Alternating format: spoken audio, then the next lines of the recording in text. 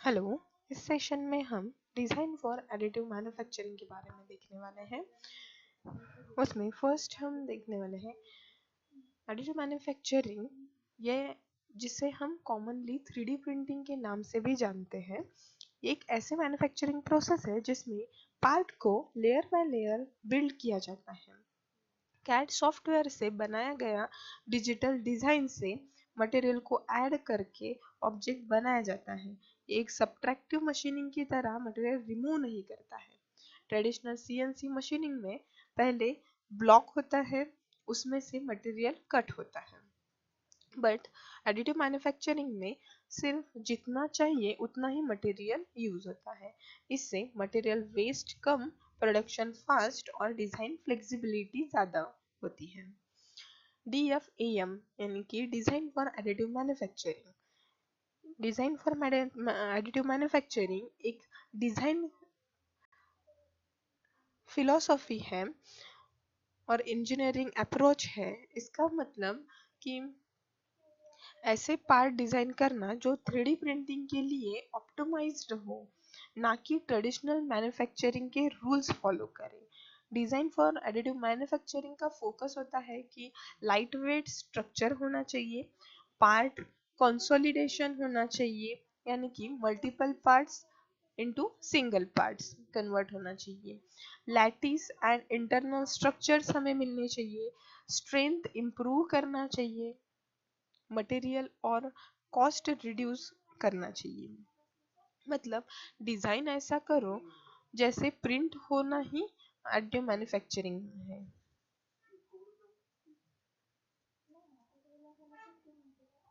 Next,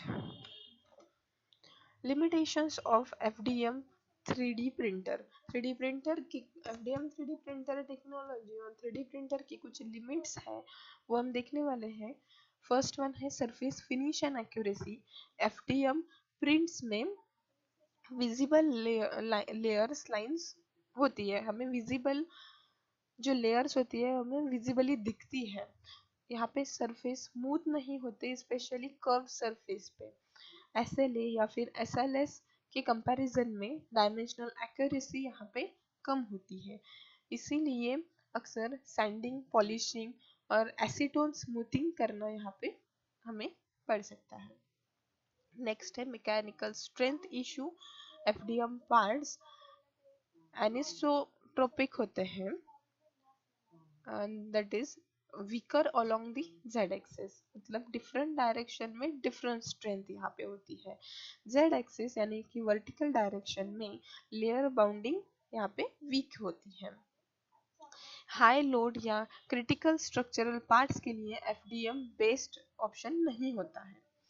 then third one, limited material properties. Mostly thermoplastic तक ही limited है FDM, जिसमें आता है PLA, ABS, PETG, नायलॉन। यही मटेरियल्स को हम यूज कर सकते हैं। डायरेक्टली मेटल्स या फिर सिरामिक प्रिंट नहीं कर सकते।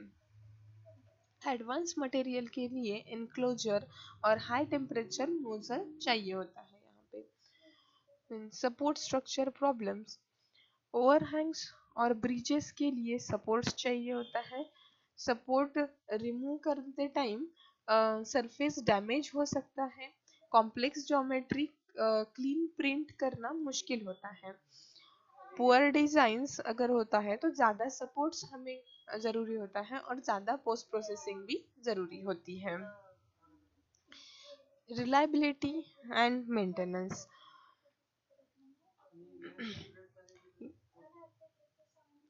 कॉमन इश्यूज जो होते हैं वो है nozzle clogging, extrusion issues, bed levelling problems, कुछ एरर्स होते हैं। रेगुलरली हमें उसके लिए कैलिब्रेशन और क्लीनिंग और मेंटेनेंस ज़रूरी होता है फॉर रिलायबिलिटी एंड मेंटेनेंस के लिए। Industrial and medical use constraints, so हमें वेरी हाई प्रिसीजन या स्टेराइल एप्लीकेशन के लिए सुटेबल नहीं है।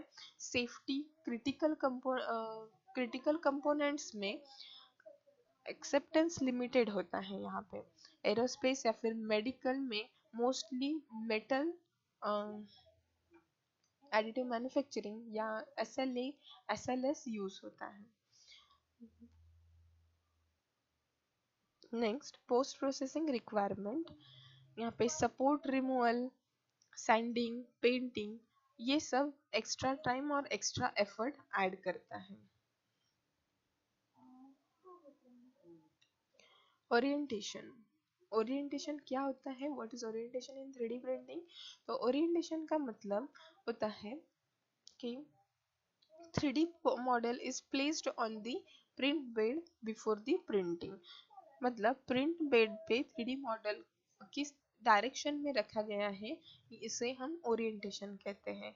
किस टाइप में, किस डायरेक्शन में हम हमारे मॉडल को बेड पे रखते हैं।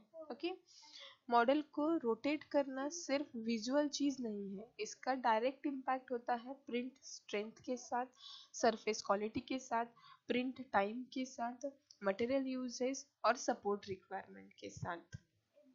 सो कॉमन ओरिएंटेशंस जो है, फर्स्ट है फ्लैट ओरिएंटेशन, जिसमें बेड एडेशन हमें अच्छी मिलती है, प्रिंटिंग भी फास्ट होती है और ज़्यादा स्ट्रेंथ हमें एक्स वाई डायरेक्शन में मिलती है।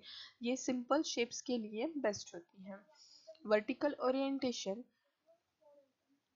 साइड डिटेल्स बेटर आती है इसमें, जेड एक्सिस में स्ट्रेंथ यहाँ पे वीक होती है, टॉल पार्ट्स के लिए ये सबसे ज़्यादा वर्टिकल ओरिएंटेशन यूज़ किया जाता है। एंगल ओरिएंटेशन हमें स्ट्रेंथ और सरफेस फिनिश का बैलेंस देती है और यहाँ पे सपोर्ट्स कम लगता है। ये स्मार्ट DFAM अप्रोच के लिए इम्पोर्टेंट है। नेक्स्ट ओवरहैंग्स, ओवरहैंग्स क्या होता है? ओवरहैंग्स का मतलब ऐसे पार्ट्स जो नीचे सपोर्ट के बिना हवा में एक्सटेंड हो रहे हैं। एग्जाम्पल्स, रूफ एज अगर हो या फिर हॉरिजॉन्टल होल हो या फिर ब्रिज लाइक स्ट्रक्चर हो, इसके लिए हमें ओवरहैंग्स देना जरूरी होता है। यहाँ पे हम इस फिगर में देख सकते हैं, ये ब्रिज टाइप है या फिर रूफ एज है जिसको हम ओवरहैंग्स प्रोवाइड कर रहे हैं। यहाँ पे हम ओवरहैंग्स प्रोवाइड कर रहे हैं।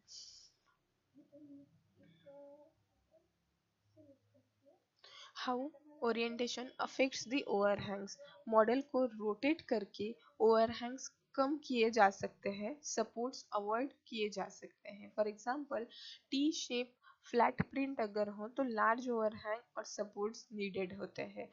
Same T shape vertical print हो तो हमें ओवरहैंग की ज़रूरत नहीं होती है और सपोर्ट्स की भी हमें ज़रूरत नहीं पड़ती है। सेम ओरिएंटेशन के लिए हमें better surface plus less material और लेस टाइम देना पड़ता है। नेक्स्ट वॉल थिकनेस, शेल और पेरीमीटर, इन सभी इसमें वॉल थिकनेस का इम्पोर्टेंस है।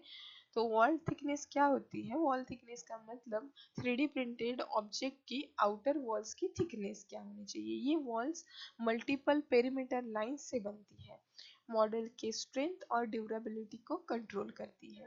स्लाइसर सॉफ्टवेयर में जैसे क्योरा हो, वॉल थिकनेस को अलग अलग नाम से बोला जाता है, या फिर हम उसे वॉल थिकनेस भी कह सकते हैं, वॉल लाइन काउंट भी कहते हैं, और या फिर शेल थिकनेस भी कह सकते हैं। ये वर्क कैसे करती है? तो वॉल थिकनेस कैलकुलेट होती है nozzle diameter into the number of wall lines से। फॉर एग्जांपल, नोजल की डायमीटर अगर हमारी 0.4 mm हो तो हमारी वॉल लाइंस 3 अगर हो तो वॉल थिकनेस हमारी 1.2 mm होती है। ज़्यादा वॉल थिकनेस अगर हम देते हैं तो ज़्यादा स्ट्रेंथ बट ज़्यादा मटेरियल भी हमें प्रोवाइड करना पड़ता है। सपोर्ट्स, सपोर्ट्स क्या होता है? तो सपोर्ट्स टेम्पररी स्ट्रक्चर होती है जो ओवरहैंगिंग पार्ट्स को होल्ड करती है। प्रिंटिंग के बाद हमें इसे रिमूव करना पड़ता है। सपोर्ट्स कब नीडेड होते हैं? सपोर्ट्स तब नीडेड होते हैं जब हमें ओवरहैंग एंगल 45 डिग्री से ज़्यादा हो, पार्ट्स हवा में फ्लोट करता हो, जहाँ पे ब्रिजेस होते हो और कॉम्प्लेक्स शेप्स हमारे डिज़ाइन में होते हो, जैसे कि फेसेस हो, हुक्स हो, इंटरनल कैविटीज़ हो, तब हमें सपोर्ट्स की ज़रूरत पड़ती है।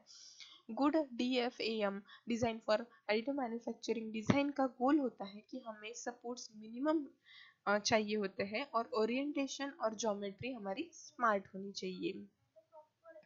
DFAM का सिंपल रूल होता है, अगर डिज़ाइन में एडिटिव मैन्युफैक्चरिंग के लिए ऑप्टिमाइज नहीं है तो प्रिंटिंग पॉसिबली नहीं होगी, बट इफेक्ट नहीं। अगर आप